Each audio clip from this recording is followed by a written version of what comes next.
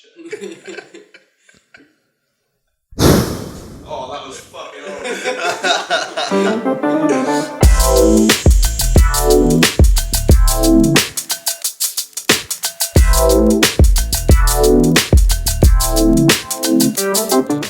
I just got tickets to Wireless as well. Is it? I'm going to do more festivals this year. Ooh, Yeah, man. get Out and you. about, yeah. Yeah, man. I need more time off, innit? Wireless. Yes, you do, mate. More time Yes, off, you do. enjoying shit. Mm-hmm. So, yeah, man. My birthday month, July, so I started booking shit up for July. Nice. Booking stuff in advance needs to happen. Yeah. That's why you get time off. Absolutely. Yeah. Because I said to you, like a month ago, when you think, I need to do this, and then it doesn't happen, you think, I'll just book up 2 or 3 months. And then 2 or 3 months go past and you're like, oh shit, it's been like 6 months and I didn't do anything I said I was going to do. Shit needs to get booked in. Yeah, I've stopped taking a lot of bookings, innit? Stopped taking loads of bookings to just create some breathing space. Even when I'm booking 3 months in advance, I make sure I got loads of space in between to move stuff around. What's it that you do for your bookings? So you'd book up, the last week you'd leave free of the month? Yeah, so say at the beginning of the year, I would have made sure that in December I'm booked January, February, maybe March, but always left, say like a week or 2 at the end of every month, just to rearrange stuff. If somebody cancels, I need to book something in. If I want to go away on holiday, anything like that really. And then say when it comes to January, I would then book up the last 2 weeks of February. So then rather than being like 3 months solid, you know that you've got work in 3 months, as well. Yeah. But it's scattered and there's breathing space. So then even when people are coming in and getting tattooed in January, I can get them in at the end of January or February instead of like end of March, April. It works better for everyone. Yeah. Yeah, what have you got planned? Nothing as of yet. That's a lie. I've got a holiday to France, south of France, with the missus, and my brother's wedding in Cyprus. That's the big one. Yeah. But that's me kind of done for the year, really. Yeah. Holiday's done. But we've got our conventions coming up. That's always like a little holiday in itself. True. It don't really feel like work because we have too much fun to consider it work. Yeah. Way too much fun to consider it work. Especially if like the Ireland one and stuff. Limerick is Thursday to Monday or something like that, or Friday to Monday. So it's like a long weekend. Yeah. Even Tattoo Freeze, we just came back from Tattoo Freeze, not yesterday, last Sunday. That was cool. That's only we only went over for one night, but that's still like a good experience, isn't it? Yeah. It's nice. It's enough. Yeah. It's enough. It's good. Like you socialise with a bunch of people, you meet a bunch of new people. You've seen loads of people you've seen there last year. Catch up with them, have a little beer. It's a good weekend away. Definitely. It's good fun. Learn a little thing or two. 100%. Even I've seen some Scott Campbell. Yeah. With that colour stuff, learning a couple of new things. Yeah, it's good. Good bit of fun away. So when is Limerick? That's the end of March. End of March. Yeah. It's nice seeing them grow. Because what was last year? Their first, second? I'm not actually sure on that. No, I think it's been a few. Yeah? It's been a few. But it's getting more and more though, isn't it? Well, just in that 1 year, seeing all the different people that are working this year comparison to last year. Quite a big, I want to say like a step up in like talent or quality, but no, I think it's just step up in quality. It stays relevant. I think it's like you're not going back just to see the same artist every time. Obviously, they get like 2 or 3 big artists, like really well known artists in, like world known, and then kind of the rest of the artists will all be like refreshed. So you got obviously like the local people that always work their local conventions usually, but then they got a lot of artists coming through that are different and gives a little bit more each year to the convention. I think. Yeah. Keeps it fresh and different. Yeah. Who are you looking forward to seeing this year? Steve Busher. Yeah. Yeah. Me too. It's going to be super interesting to see how he works. Super interesting. Not like what I'm also interested in is how like people's demeanor of like how they treat their clients and like how they would kind of not give out information as such, but just like how they just go about their day as a person. because you're always seeing their work and you like want to know who they are. Yeah, and So you it'd see be them walking about a convention, you're like, oh, it's just a dude. Yeah, that's it. Literally. That's it. Well, that's what we spoke about last time, wasn't it? About the other conventions that we've done with like kind of superstars that you've met, and it's just like they're just people at the end of the day. Yeah, literally. Yeah, but I was super interested to see that, see how he works. Matteo Pasquale's there. Have you seen his work? Yes. Sick black. I think he's from Italy. Sick black and grey dude. Be interested to see how he works as well. All these different styles. It's funny seeing some people work like a printer. Some people like build up layers. Like Scott was doing like not paint by numbers. It's more complex than that. But he'd like put that color in and that color. Yeah. Whereas I feel like I've seen Steve Butcher work in Paris a couple of years ago, and he's like printer. Just like works as it goes. Yeah. Does he use insane. does he use like really small like round shaders and stuff like that rather than like? From what I remember, I can't remember what he was doing. Some type of portrait, and like say if he's got that big background and there's like a big area or something, that's just a big mag. He'll put that in super quick. Yeah. Then all the other stuff is just like liners, round shaders, tiny mags. I don't know how he does it. He's putting colours down, and I'm like, that's not. I wouldn't make sense in my head to put that down. And then you see it just come to life, and you're like, oh shit. That's when you're like, I love that about convention as well. When you see this piece going on, you're like, oh, that looks really cool, and you come around about 3 hours later, and you're like, holy shit, that's fucking amazing. Like, how have you just done that? It's like the colours that Scott had out. There was like turquoisey sort of colours. And they just don't look right in the cap, even when you're looking at the picture. But then hearing Scott talk about like taking skin tone into consideration, the way it looks next to another tone. Where's highlights and stuff like that, where you put the highlights was really interesting. That's what makes me want to stick to black and grey though. Yeah. Yeah. Oh man, colour work is stressful. It is stressful. Even working with tones, like when we talk about putting black down and just doing black and grey, so you know like what type of grey tone you're working with. Yeah. Then to mix like colour as well. I think I seen from Nico, and it was to put your colour work into black and white like filter, and you can see how like true your tones and values are. And I was like, yeah, cool. So like, I think I don't know what I'd done it with. Like one of the first colour pieces I was trying out, put it into black and white, and I was like, what is that? That's wrong. That shouldn't be there. And then literally, I have to go back and layer the whole thing and pretty much redo the tattoo again. I was just like, maybe I should stick to black and grey. Yeah.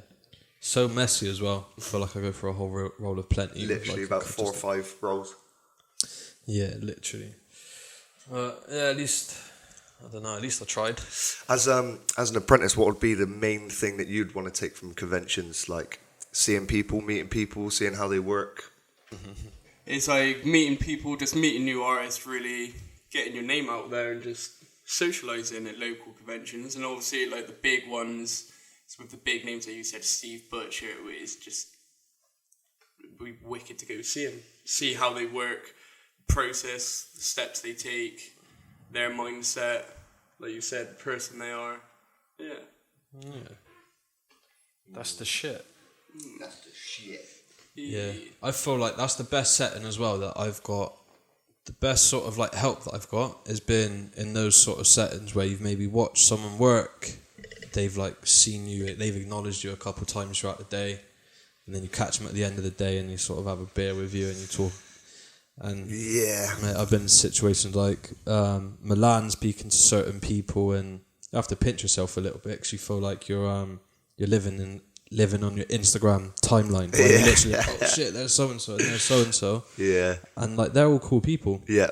Yeah. And then you just soak stuff up in like such a friendly environment. I think my career would have been so different if I didn't go to conventions and stuff. I wish I'd done it sooner. Yeah. That's a massive tip that I give to anyone. If you've got the ability to do conventions or the opportunity to do them, like when you're even starting out, just like, I think it's a good idea. Yeah, out of all the do's and don'ts, the big do when you're starting off, I would say, go to a convention.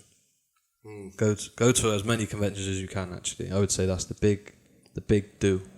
Because I think soaking everything up, innit? All you can do before you've got any experience, the best experience I think you can have is watching other people do their thing. and just As be a sponge. Yeah, also, and like I said about kind of like seeing how people work and live and stuff like that. I remember Galway as well. After meeting Bob, I was outside speaking to Thomas Pollard, now Thomas Martinez, and I was asking him just about. I was like, "Yo, how'd you work your bookings out?" And he's like, "How far do you book up?" I was like, "Well, like a year or something." He just like laughed in my face. He was like, "What are you doing?" He's like, "Don't do that." And I was like, "Oh, like." I thought it was the cool thing to, if you've got like a year's waiting list or you've got it 6 months, like, yeah, you've made it, you're a man and whatever. But it's not the case. Like, it's worst case scenario for yourself as an artist and for your clients if you're just burning yourself out like that. Yeah. So that was interesting to see like someone who I aspire to and like look at his work and really enjoy it. For him to tell me like, no, you don't need to book out as far as you can. Yeah. It's not the best case scenario. When I got my sleeve started in Miami, I went to Federico and I was messaging him, like, I don't know, a couple months before I intended on going out there. And I told him like roughly what I wanted, and I'd said that I was going to be in Miami for 2 weeks. And he's like, yeah, as soon as you touch down, just come straight to the shop, we'll have a little consultation and we'll make it happen within those 2 weeks. And I thought the same thing. I thought I'd have to get booked in. Like, I felt a little bit anxious that nothing was really set in stone. Yeah. And it's because it just worked the opposite. As soon as you touch down, he knows you're serious, and it just got done. And then do you reckon he's got that space free like you do? So if he's got those 2 weeks free to say like, yeah, oh, do you know what? This is a piece that I really want to do. So it's a little bit different with him because Federico is he's the guy that makes solid inks. If you're an artist and you do some color work, solid ink. That's who done my sleeve right here. So inside, get a shot of that inside bit. Yeah, all of that stuff is. Can you see how bright all that stuff still is? Ooh. I mean, I felt it, but it's solid. But yeah, because he runs that, like his schedule is a little bit different. But I can imagine he's got ongoing pieces where people are booked in, and then he obviously just makes room. It's Miami, it's like very touristy, isn't it? So he makes sure he's got plenty of breathing space. But again, he's experienced, so he takes plenty of time off, knows how to separate the time. It's a good thing. What you were saying before, I think to do less it enables you to give more. So if you've got like 6 days booked out, and you're like working from 10 till 7 o'clock at night, or it's 10 till 8 o'clock in the studio, you can have consultations with like your clients, you can't speak to them or even like go over their design with them too much. You're kind of like pushing yourself to the limit. So like I'm always trying to please people by getting in as much as I can, but in turn it's probably actually detrimental to maybe the work or to the client's experience rather than, do you know what I mean? Rather than being nice and booking them in like, oh, next week, like let's wait out for like 2 months in like one of those free slots that you've got. And then I can give all of my efforts to you rather than just trying to like give you bits of me for the minute. Yeah. But it's a hard thing trying to get that point across to a customer, especially when they're so adamant and so excited for a tattoo. It's like... I think it's things like that though where it's very easy to put yourself in a position where you think, oh, they might think bad of me, but I understand why I did what I did. Yeah. Because of that, you know, like, oh no, this process isn't going to work out. Like, I just gave someone's deposit back just last week because I felt like their process, their expectations didn't match what I know works best. Yeah. And as much as you feel and you think, oh, they probably think I'm an asshole, I'm like, nah, the way that they want it done, it's not how I work best. I make mistakes that way. I like you said, coming in, having a consultation, you feel like you're on the right page with the person, they appreciate your process and they're just willing to, let you be an artist. If and when they understand that reasoning and say after they went to an artist that is more fitting for the job, they'll thank you after that rather than... I know it is annoying because you're like excited about it and, kind of getting the process going, but then if it's not what you want to do, or if, like, as in any artist wants to do, then the best thing is to leave it. I've tried attempting stuff just to make people happy. Oh no, you can just do this bit like a inch cut line work stuff, that I'm not really used to. And it's just you could have gone somewhere else, got it done half the time, half the price, and probably better quality. And the artist would have had fun with it as well because it's their shit. Yeah, definitely. I don't think there's any shame in What it is, I think it feels almost like too big-headed in it to say like, oh no, I feel like I'm a little bit better. That I deserve this now. Like it's difficult. Yeah. Saying that and not feeling. Yes, absolutely. Like you're being a dick about it. Yeah, literally. Yeah. But, because they would sometimes try and make you feel that way, just kind of press you into doing the work. Yeah, but I mean, like, we're blessed people to be artists, you know what I mean? And if you're in a position where you're doing a certain bit of work that you like and you've got demand for it and you know you're not good at something, there's no shame in turning people away, pointing people in a better direction. Yeah. I think that actually probably makes you more professional than trying to please everybody. Yeah, 100%. 100%. If it's like I said, like trying to like please people and stuff, especially when it's like starting out, you're trying to get like as much as you can kind of booked in to like get more experience, and it's like I've had people in the past kind of like, yeah, no, you can do that. Do you know what I mean? Like press you into doing it, and then you're trying to please them. Like you said, the artist isn't having fun. Like they're not getting the best they can out of it, and you're not getting the best you can out of it. Yeah. So it might be a little bit shitty in that 10 awkward minutes that like you're saying, no, I'm not going to do this. But if you give the deposit back, whatever, they're going to thank you for it when they get it done by someone. Tattoo, isn't it? Exactly. For a quick decision. For even waiting a couple of months. Like both of my sleeves, like this, my left one is way more hectic.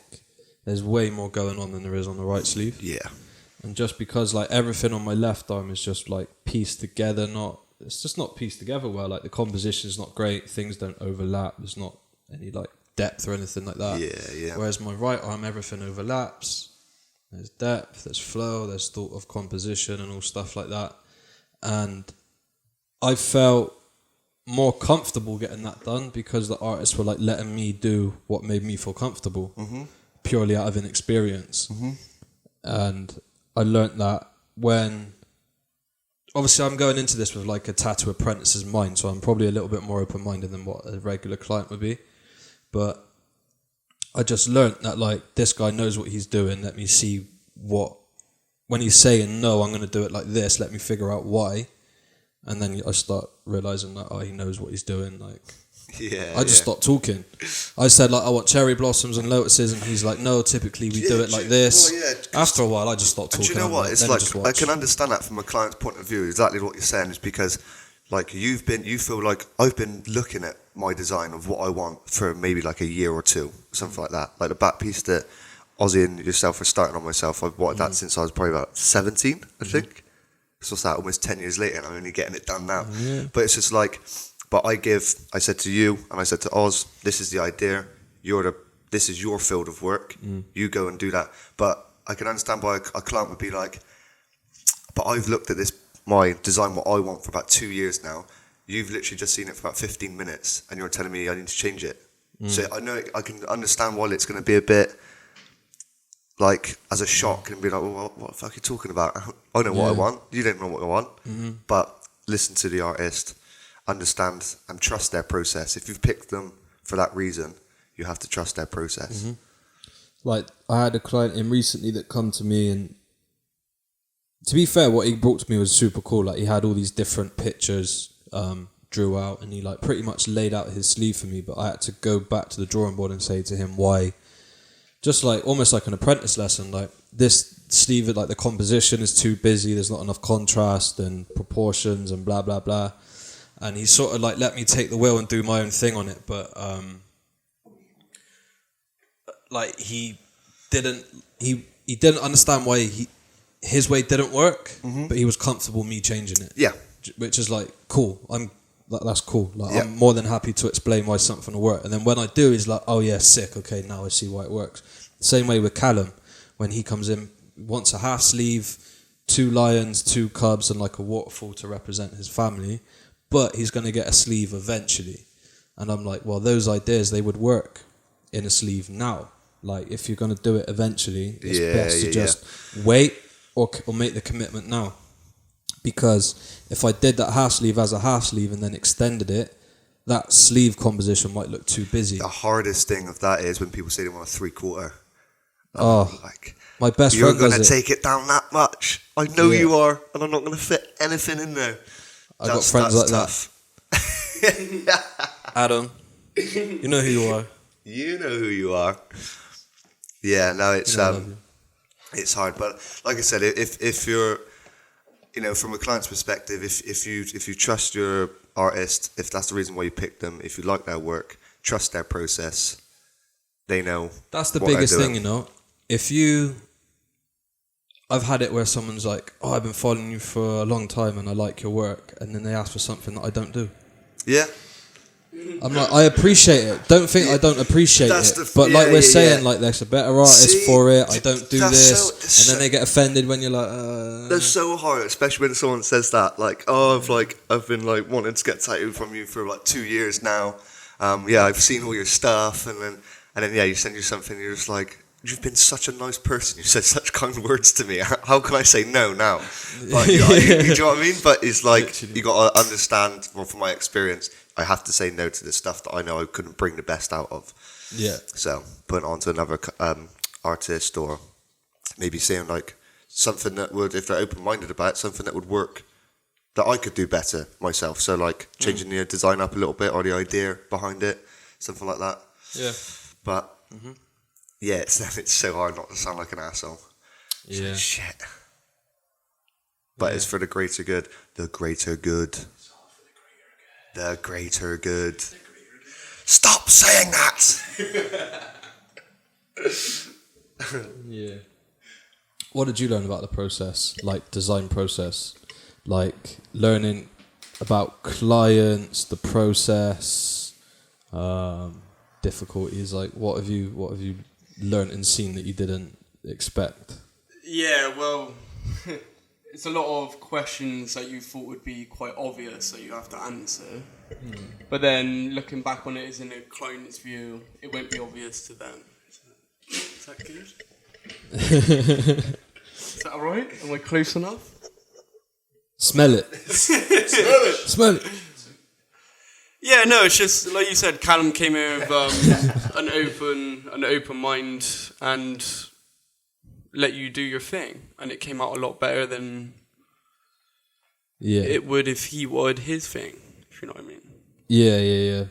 Oh, so you learnt more that like how much the artist takes over the design process and puts in. Okay, that's interesting. So maybe that's a little thing. Maybe clients don't understand how much input we would actually put in with the design. Maybe a client's expectation is, I'm gonna, if I've got a design, maybe that's better for the artist because I'm putting them more in the direction, not expecting the artist is actually going to say, well, actually, here's what I would change about it. Interesting. When you're so deep into it, as an artist of 10 years, you really lose like sight and perspective of client expectations. You know what I mean? Absolutely. Yeah. It's tough where it's like, because every single client is different as well, obviously. So you have to like take every single person as a different approach or perspective on like persuasion, or if you're just happy with it, or if you kind of need to change it, or if you need to let them down. Do you know what I mean? But I think what you just said then about the clients not understanding or not understanding, whichever they think it is, as in, this is my design, this is how, I've got it where I want stuff, he's going to fucking think this is fantastic. Passes it over to you, and you're like, sorted, like, I'm going to have that. And then you're like, no, I'm going to change this, and this. And you're like, oh, hang on a minute. Yeah. Don't quite understand that, understand why. Interesting. Could be as well, other clients would go to other studios and show them their designs, and that artist could be just happy to do it exactly as how they want it. No bullshit. It's true. They're just happy with whacking it on there, getting their money. That's what happened with my left arm. Exactly, yeah. That's probably why I felt more comfortable though, because the artist made me feel like, yeah, you're right, I'll whack that on there. And I'm like, yeah, sweet. Sit tight, bro. Well, I know people that went and out. now this guy's like schooled me, and I walked out feeling a little bit like, but the works. Yeah, like a few of my mates have gone out, and as soon as they turn 18, get a tattoo, hand on the rose, and then they add to it later, and they're just going back to the same artist, and it's just, like you said, looking patchy and stuff. And then when I showed them my sleeve, like the Japanese and that, they're like, fucking hell, how is this, the waves coming out of your arm, and then it crashes the other side, it all comes together. I'm like, that's why I didn't go out when I was 18 and just go get my like Yeah. sleeve bit by bit, like all of you lot are doing. I obviously sort of having a bit of background, knowing about you'd have the composition, you put things together.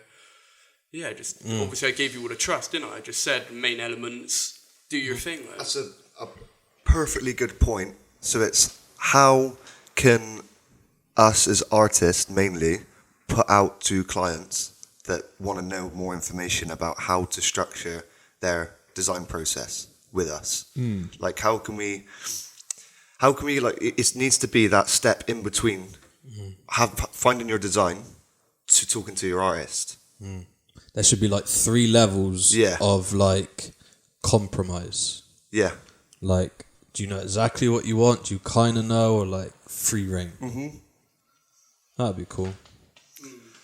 Yeah, that'd be interesting. You should let us know as clients your expectations, how you think a design process works, how a client would want their artist to interact with them. Yeah.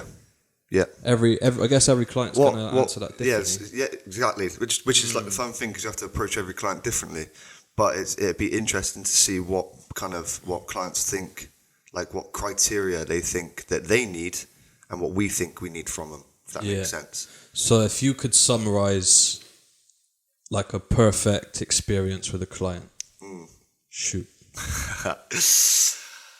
I had one customer. I think I even worked the day off for him because it was just fantastic. So I had an email, and it was, "Hey man, I know you may be booked up because it says your books are closed, but I'm just shooting this email over to you just in case that you have an opening anytime soon, cancellation, blah blah blah." Then it was a series of paragraphs, perfectly explaining what the tattoo he wanted, pictures of the reference. You can change it if you need be, like do your thing on it. A size of how big he wanted it. The placement, a picture of where the placement of where it was going on his thigh, everything. Like it was like you was in a fucking dream. I was just like, I can't turn you down for this. Literally. I was just like, I'm going to do whatever I can because I said this is the best email I've ever received. He skipped the line. Huh? Yeah. Oh, I got him legend. in like 2 weeks later. Who was that? Have I seen him? No, this was done at Savannah, but okay. a year and a half ago, 2 years ago maybe. Wow, well done. I haven't had an email beat it yet, so he still takes that crown. Shout out to that client. That is a dream. Yeah. Yeah. Okay. Well, yeah. Clients out there, if you got anything that you want to share with us, anything you want to ask us, you know where that comment section is. You know where the like and subscribe button is. Follow us on Instagram at Channel Crooks, at Crooks Tattoo Studio, at Crookshay, at Ashley King Tattoo, and at Brian. Brian. Cure Brian. What's your Instagram? Oh wow, Fishers_arts. Say it again, mate. Fishers_arts. Boom. That's the one. Check back next week. We'll see you soon.